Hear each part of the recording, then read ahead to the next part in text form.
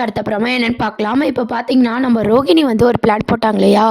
அவங்க கல்யாணி அதாவது வந்து கிறிஷோட அம்மாவோட ஆவி வந்து அவங்க உடம்புல பூந்த மாரி அப்படின்னு மனோஜ வந்து பயமுறுத்தி, நம்ம நெனச்சத வந்து சாதிக்கலாம். மனோஜும், கிறிஷையும் வந்து ரொம்ப க்ளோஸா பழக விடலாம் அப்படின்னு சொல்லி பிளான் போடுறாங்க. இன்னைக்கு எபிசோடும் அத தான் வந்து மேக் பண்ணியிருக்காங்க.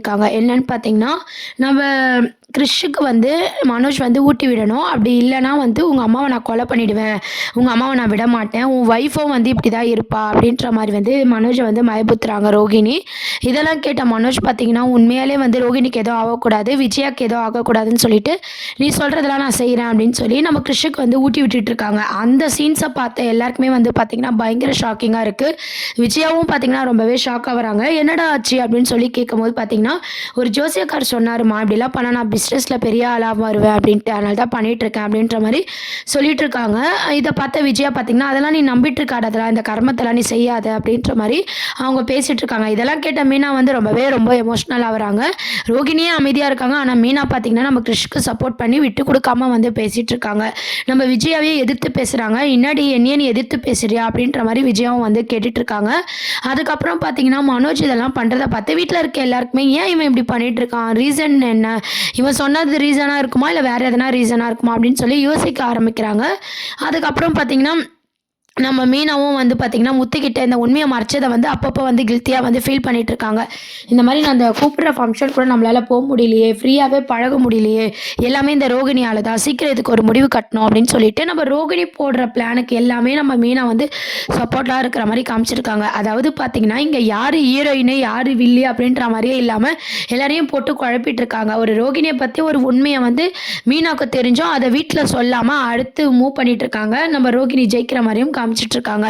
அதுக்கப்புறம் என்ன ப்ரோமோ அப்படின்னு பார்த்தீங்கன்னா, நம்ம மனோஜோட ஷூவ வந்து பாலிஷ் போட்டுட்ருக்காரு கிறிஷ் வந்து. இதெல்லாம் வந்து முத்து வந்து தப்பா புரிஞ்சுக்கிறாரு. மனோஜ் தான் போட சொன்ன மாரி போய் அடிக்க போறாரு. உடனே அண்ணாமலை சொல்றாரு, "இது அவனே தான் விரும்பி செய்றான்." அப்படின்னு சொல்லிட்டு, "என்னடா ஆச்சு? ஏன் இப்படிலாம் பண்ணிட்டு இருக்க?" அப்படின்னு கேட்கும்போது, "இவர் தான் என்ன ஸ்கூல்ல கூட்டு போய் விடணும்." அப்படின்ற மாரி கிறிஷ் வந்து ஆசைப்படுறாரு.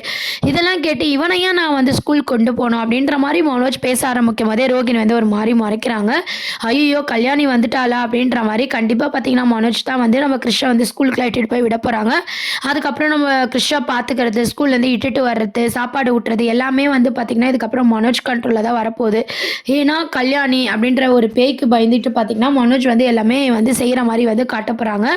அத வச்சு பார்த்தீங்கன்னா, ரோகிணி வந்து மனோஜ வந்து எப்படின்னா கிறிஷையும் மனோஜையும் க்ளோஸ் ஆக்கணும் அப்படின்ற மாரி யோசிச்சுட்டு இருக்காங்க. கண்டிப்பா பார்த்தீங்கன்னா, அது வந்து மனோஜுக்கு வந்து கண்டிப்பா கிறிஷ் கூட க்ளோஸ் ஆக மாட்டாரு. சும்மா ஒரு பயத்தினால தான் இதெல்லாம் செஞ்சுட்டு இருக்காரு. இது பார்க்குற எல்லாருக்குமே நம்மளுக்கே புரிய வருது. ஆனா, ஏன் இப்படி வந்து சீரியல வந்து போட்டு குழப்பி எடுத்துட்டு போறாங்க அப்படின்றது தெரியல.